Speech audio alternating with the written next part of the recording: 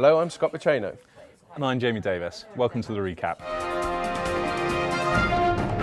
This week, much of the telecoms and IT industry reported their Q1 earnings numbers, and it was a mixed bag. The leaguered networking kit vendor Ericsson took on a big write-down on a bunch of assets and goodwill, which resulted in a hefty Q1 loss. Ooh.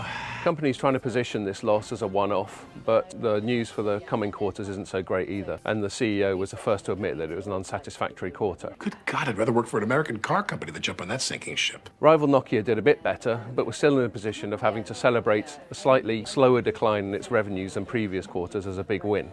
$1. Meanwhile, Huawei, which is currently the clear leader in the networking segment, has yet to announce its Q1 numbers, but it's unlikely that anything in them will offer consolation to its Nordic rivals. The market leader, AWS, reported 42% year-on-year growth, with the Google Cloud Platform pulling in 49% year-on-year, and Azure absolutely smashing it once again on 93%. How are they doing this? Now, these three are undoubtedly the leaders in the public cloud side of things, but there's an interesting trend developing.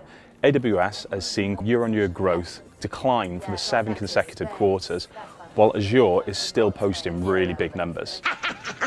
Now, we're not saying that Azure are going to take over at any point soon. It might not be too long before the Microsoft team start challenging at the top of the industry. So over on the operator side of things, convergence was the big buzzword for Orange, whose smartphone proposition really held together a solid Q1.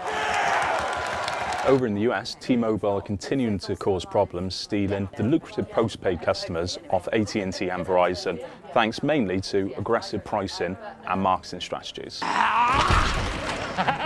This would appear to have caused a bit of a panic over at the AT&T offices, as it's branded its LTE services as 5G.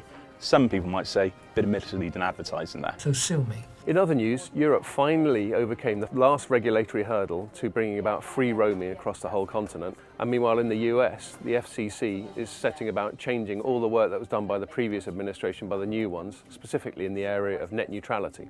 We will not rest until this job is totally done.